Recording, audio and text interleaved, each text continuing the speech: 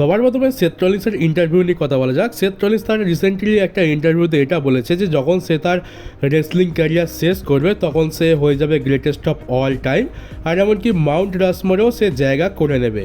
এবার এটা তো তার নিজের পার্সোনাল ওপিনিয়ন, বলা যায় না হয়তো ক্যারেক্টারের থেকেও সে নিজেকে গ্রেটেস্ট অফ অল টাইম বলছে। তবে দেখতে গেলে এখনকার যুগে এই যে আমরা মডার্ন এরা বলছি, মডার্ন এরাতে Seth Rollins definitely greatest of all টাইমও, মানে ওটাও গ্রেটেস্ট অফ অল টাইম মানে তো যাচ্ছে পুরো ইতিহাসের, ওটা না হয় বাদই দিলাম। মডার্ন রেসলিংয়ের সে মাউন্ট রাশমোরে তো জায়গা পেয়েই যাবে। তবে গ্রেটেস্ট অফ অল টাইম হওয়া কিংবা ডব্লিউডব্লিউইর ইতিহাসের মাউন্ট রাশমোর হওয়া ওটা প্রচণ্ড মুশকিল, কারণ ডব্লিউডব্লিউইর ইতিহাসে সেথ রলিন্সের থেকে অনেক বড় বড় রেসলাররা রয়েছে, আর তাদেরকে টপকে মাউন্ট রাশমোরের জায়গা করা এটা খুবই মুশকিল। সেথ রলিন্সকে যদি মাউন্ট রাশমোরে সত্যি জায়গা করতে হয় অল টাইমের, তাহলে তাকে যুগান্তকারী কিছু করতে হবে, না হলে তো সম্ভব নয়। আর এইটা যত দিন যাচ্ছে আরও কঠিন হয়ে যাচ্ছে, কারণ ডব্লিউডব্লিউইর ইতিহাস যত লম্বা হবে তত বেশি সুপারস্টাররা আসবে আর কম্পিটিশন ততই বাড়বে। আর তার উপরে এখনকার যুগের কোনো রেসলারকে যদি গ্রেটেস্ট অফ অল টাইম বলা হয় আমরা সেটা মেনে নেবো না, কারণ আগে যেমন বুকিং হতো তার ফলে মনে হতো যে হ্যাঁ এই রেসলারটাকে গ্রেটেস্ট অফ অল টাইম বলা যেতে পারে, কিন্তু এখন যেরকম বুকিং হচ্ছে তা দিয়ে আমাদের মনোগত একদমই হয় না। এবার যদি 5-6 বছর পর গিয়ে আমাদেরকে বলা হয় যে আমাদের জেউসও হচ্ছে গ্রেটেস্ট অফ অল টাইম, সে মাউন্ট রাশমোরে তার মুখ দেখতে পাবো, আমাদের কেমন লাগবে? তো বুঝতে পারছো আশা করি আমি কি বলতে চাইছি।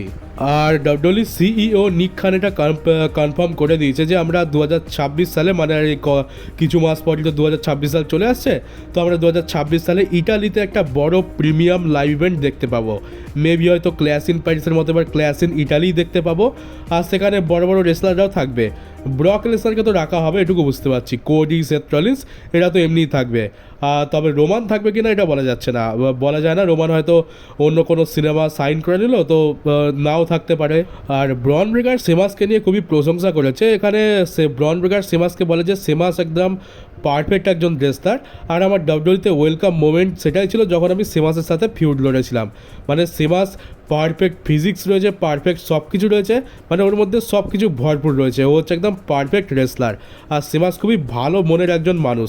তো আমাকে ডব্লিউডব্লিউইতে শুরুর দিনেতে যখন আমি মেন রোস্টারে আসি, সেমাস আমাকে অনেক সাহায্য করেছিল, তো সে মন থেকে সেমাসকে সম্মান করে। আর শুধু এই বলেই নয়, ব্রন ব্রেকার বাদে আরও অনেকে রয়েছে যারা সেমাসকে নিয়ে অনেক ভালো ভালো কথা বলেছে, এমনকি আমাদের রেটেড আর সুপারস্টার এজের ডব্লিউডব্লিউই রিংয়েতে রিটার্ন করার পেছনেও সেমাসের অনেক বড় হাত রয়েছে। সেই জন্য আমরা দেখতে পেলাম যে এজের শেষ ম্যাচ আমরা সেমাসের সাথে দেখতে পেয়েছিলাম, আর ওটা এজেরই ইচ্ছা ছিল, কারণ যার জন্য রেসলিং রিংয়েতে রিটার্ন করা তার কাছেই আমি আমার শেষ ম্যাচ লড়বো ডব্লিউডব্লিউইর।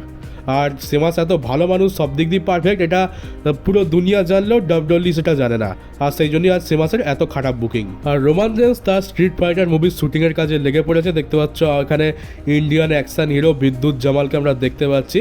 বিদ্যুৎ জামাল কিছুদিন আগে আমরা কোডি রোডসের সাথেও তার একটা ফটো দেখতে পেয়েছিলাম। বিদ্যুৎ জামাল আসলে খুবই ভালো আর খুবই পরিশ্রমী একজন সুপারস্টার বলতে পারো, শুধুমাত্র নেপোটিজমের প্রোডাক্ট নয়, আর সে একজন আউটসাইডার, তাই জন্য তাকে এত বেশি স্ট্রাগল করতে হয়। মানে যদি কোনো ফিল্ম ইন্ডাস্ট্রির কোনো বড় সড়ো ফ্যামিলিতে জন্মাতো, মানে নেপো কিড হতো, তাহলে আজ সে কোথা থেকে কোথায় চলে যেত। এর কোনো বডি ডাবল লাগে না, কোনো স্টান্ট ডাবল লাগে না, নিজের কাজ সে নিজেই করে। মানে একেও তোমরা লোগান পলের মতনই একজন সেলিব্রিটি রেসলার টাইপের বলতে পারো, শুধুমাত্র রেসলিং করে না বা ফাইট লড়ে না। আর ইন্ডিয়ান বলিউডে তো শুধুমাত্র নেপোটিজম আর টাকার ভাষাই চলে, আর সেই জন্য ইন্ডিয়াতে এর কোনো দামই নেই। তবে যাই হোক, একটা কথা আমরা জানি যে পরিশ্রমের কোনো বিকল্প নেই, তাই যার মধ্যে ট্যালেন্ট আছে সে কোথাও না কোথাও তার ট্যালেন্ট দেখিয়ে দেবে। তাই বলিউড না হোক, হলিউডে তো সে চান্স পেয়ে গেছে। আর দেখো কত ভালো কপাল যে কোডি রোডস, রোমান রেন্সের মতো এত বড় বড় স্টারের সাথে সে কাজ করছে আজকাল। আর আমাদের WWE legend, hall of famer, greatest of all time Brett heart তো একেবারে ট্রিপল এইচকে ধুয়ে দিয়েছে। আর বুঝতে পারছি যে ট্রিপল এইচের হেটের লিস্টে, মানে যারা ট্রিপল এইচকে ঘৃণা করে তাদের লিস্টে এই ব্রেট হার্টও রয়েছে। ব্রেট হার্ট এটা বলে যে ট্রিপল এইচ আজকে যে জায়গায় পৌঁছেছে তার রেসলিং ক্যারিয়ারে, যদি সে স্টেপনির স্বামী না হতো তাহলে সেটা তো সম্ভবই ছিল না। আর আমি ট্রিপল এইচের ক্যারিয়ারে এমন একটাও ম্যাচ আমি দেখিনি যেটাকে আমি গ্রেট ম্যাচ বলতে পারি, মানে সব কটা ম্যাচ অ্যাভারেজই ছিল, একটাও ম্যাচ সেই গ্রেটের লেভেলে যায়নি। তো এখান থেকে তো পরিষ্কার বুঝতে পারছি যে ব্রেট হার্টও ট্রিপল এইচকে একদমই পছন্দ করে না। তো কী বলবো, মানে ট্রিপল এইচ এমন একজন লোক যাকে সবাই অপছন্দ করে, কেউ মানে একে দু চোখে দেখতেই পারে না। CM Punk, Chris Jericho, Rock, John Cena, এমনকি ডাব্লিউডব্লিউইর কারেন্ট সুপারস্টার যারা আছে তারা তো দেখতেই পারে না দু চোখে, শুধুমাত্র টাকার জন্য বাধ্য হয়ে কাজ করতে হচ্ছে। আর লেজেন্ডসরা তো যখন যা খুশি মুখের ওপর বলেই দেয়, কারণ তাদের তো কোনো ভয় নেই। এই ব্রেট হার্টও তাদের মধ্যে একজন। আর এবার একটা রিটার্নের কথা বলি, রিটার্নটা শুনে তোমরা খুব একটা হয়তো খুশি হবে না, সাধারণত আমরা রিটার্ন শুনে খুশি হই, কিন্তু এই রিটার্নটা হতে চলেছে শিনস্কে নাকামুরার। শিনস্কে নাকামুরার রিটার্ন মানে আমরা জানি তাকে নিয়ে তো আসা হবে বড় ধরো প্যাকেজ করে, কিন্তু তার যা বেইজ্জতি করা হয়, তাকে যা বাজেভাবে ইউজ করা হয়, দেখে আমাদের ভালো লাগে না।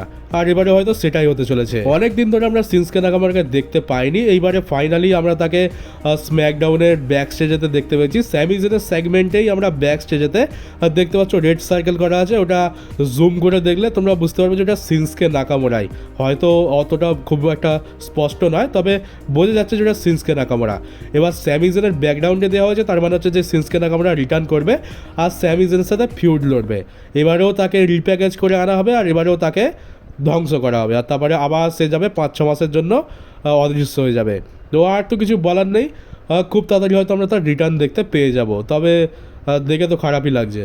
এর থেকে যদি 5-6 বছর আগে যদি শিনস্কে নাকামুরাকে রিলিজ করে দেওয়া হতো, তাহলে আজ হয়তো AEW-তে গিয়ে বড় সড়ো কাজও করতে পারতো, যেমনটা বাকি জাপানি রেসলাররা করছে, কাজুচিকা ওকাডা, তারপরে কোনোসুকে, ওদের মতো। আর এবার একটু AEW অল আউট নিয়ে কথা বলা যাক। আগেই বলে রাখি যে আমি AEW অল আউটের ব্যাপারে বিস্তারিত এখানে কিছু বলছি না, কারণ ওটার জন্য একটা আলাদা ভিডিও বানাবো। অনেকেই তো AEW-র কথা শুনতে চাও না, WWE-র একদম কাট্টার ফ্যান আছে অনেকে, তো এটা জাস্ট একটু ছোট্ট করে তোমাদের বলে দিই। দেখো, ব্যাপারটা হচ্ছে যে আমি এখনও পর্যন্ত জানি না যে AEW অল আউট কটার সময় শুরু হবে। আমরা জানি যে এটা রবিবারই দেখতে পাবো, কিন্তু কটার সময় হবে সেটা জানি না।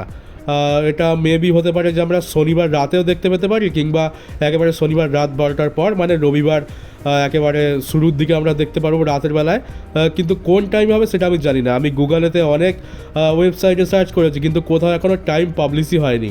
তো যখন টাইম পাবলিশ হয়ে যাবে তখন তোমাদেরকে জানিয়ে দেবো। আর কী কী ম্যাচেস আছে সে ব্যাপারেও একটা আলাদা ডেডিকেটেড ভিডিও বানাবো আমি। তবে এখন এই যে একটা বড় ম্যাচ বুক করেছে, এটার ব্যাপারে কথা বলা যাক, কারণ এখানে বেশ কয়েকটা জিনিস জানা গেছে। তো প্রথমে তো ডিন অ্যামব্রোজের সাথে আমরা ডার্বি অ্যালেনের ম্যাচ দেখতে পাবো।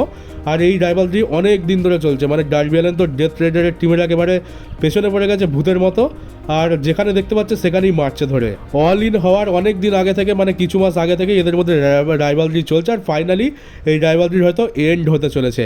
আর এটা হতে চলেছে একটা কফিন ম্যাচ মানে হচ্ছে এই যে আন্ডারটেকারের যে ম্যাচগুলো থাকে, ক্যাসকেট ম্যাচ বলা হয়। কফিন বক্স থাকে, অপোনেন্টকে কফিন বক্সের ভেতর ঢুকিয়ে দিয়ে বন্ধ করে দিতে পারলে ম্যাচ হয়ে যায় শেষ। তো এইটাও সেরকম টাইপেরই ম্যাচ হবে, কিন্তু এখানে আমরা হাতিয়ারের ইউজও দেখতে পাবো। এখানে টেবিল, চেয়ার, কাঁটাতার সব কিছুর ইউজ হবে। আর এই রকম একটা স্টিপুলেশন দেওয়ার কারণ হচ্ছে ডার্বি অ্যালেন বেশ কিছু মাস ধরে ওই যে মরার লাশ বওয়ার যে ব্যাগ থাকে, ওই ব্যাগ নিয়ে ঘুরে বেড়াচ্ছে, আর যখনই ডেথ রেডারের টিমের কাউকে দেখতে পাচ্ছে ওই ব্যাগের মধ্যে ভরে নিয়ে চলে যাচ্ছে। তো যখন না তো লাশ নিয়ে খেলা হচ্ছে, তখন ফাইনালি একটা কফিন বক্স ম্যাচই হয়ে যাক, সেই জন্যই এই ম্যাচটা বুক করা হয়েছে। আর এটা সম্ভবত মেন ইভেন্ট হতে চলেছে, আর এই ম্যাচটাও খুবই এক্সট্রিম লেভেলে যাবে, কারণ এক্সট্রিম রেসলার হিসাবে আমরা ডার্বি অ্যালেন আর ডিন অ্যামব্রোজকে খুব ভালোভাবেই চিনি। একদিকে রয়েছে রাসেল পালুজার main event John Cena versus Brock Lesnar, অপরদিকে রয়েছে Dean Ambrose versus Darby Allen. তো কাকে ছেড়ে কাকে দেখবো, শুধুমাত্র টাইমিংটা ঠিক থাকলেই হলো, মানে আমি যাতে দুটো শোই দেখতে পারি, কারণ দুটোর মধ্যে কোনোটাই মিস করার আমার ইচ্ছা নেই। আর এবার এইটা নিয়ে একটা মানে বড় সড়ো আপডেট দিয়ে দিই এই ম্যাচটা নিয়ে। তো এই ম্যাচে আমরা ড্যানিয়েল ব্রায়ানকেও দেখতে পাবো। এই ম্যাচে তো একটা জিনিস কনফার্ম যে ডেথ রেডারের টিম অনেক ঝামেলা ক্রিয়েট করবে, আর ডার্বি অ্যালেনের তরফ থেকেও সাহায্য আসবে। আর তাদের মধ্যে একজন তো প্রায় কনফার্ম, সে হচ্ছে আমাদের ড্যানিয়েল ব্রায়ান, কারণ একটা ভিডিও দেখতে পেলাম, সেখানে আমরা দেখতে পাচ্ছি ড্যানিয়েল ব্রায়ান আর ডার্বি অ্যালেন বসে কিছু আলোচনা করছে। তারপরে ড্যানিয়েল ব্রায়ান ডার্বি অ্যালেনের কানে কানে কিছু বললো, যার ফলে ডার্বি অ্যালেন বেশ খুশি হয়ে গেল। আর আমরা জানি যে ড্যানিয়েল ব্রায়ান এখন ফুল টাইমার কমেন্টেটার, তাই ম্যাচ চলাকালীন কমেন্ট্রিতে সে থাকবে। আর আমরা দেখেছিলাম যে অল ইনেতে ডিন অ্যামব্রোজের হারের অনেক বড় কারণ হচ্ছে ডার্বি অ্যালেন আর ড্যানিয়েল ব্রায়ান। এরা দুজন একসাথে হামলা করে ডেথ রেডারের উপরে, আর যার ফলে ডিন অ্যামব্রোজকে হারতেই হয়। তো এই ম্যাচে তো ডিন অ্যামব্রোজকে হারাতে হয়তো ডার্বি অ্যালেনকে ড্যানিয়েল ব্রায়ান সাহায্য করবে। আর ড্যানিয়েল ব্রায়ানের ফুল টাইম ক্যারিয়ার তো শেষই হয়েছে ডিন অ্যামব্রোজের জন্য। তো ড্যানিয়েল ব্রায়ানের তো চিরশত্রু হয়ে গেছে এখন ডিন অ্যামব্রোজ, শুধুমাত্র অন স্ক্রিনে, অফ স্ক্রিনে নয়। তো এই ম্যাচেতে ভরপুর মজা আসবে। আর তো চলো গাইজ, এই নিউজ ভিডিও এই পর্যন্তই ছিল। কেমন লাগলো কমেন্ট বক্সে অবশ্যই জানিও। নতুন হয়ে থাকলে চ্যানেলটাকে সাবস্ক্রাইব করে নোটিফিকেশন বেলটাকে অবশ্যই অন করে দিও, ভিডিওটাকে শেয়ার করতে ভুলো না। তো চলো দেখা হচ্ছে এবার WWE নতুন একটা নিউজ ভিডিওতে।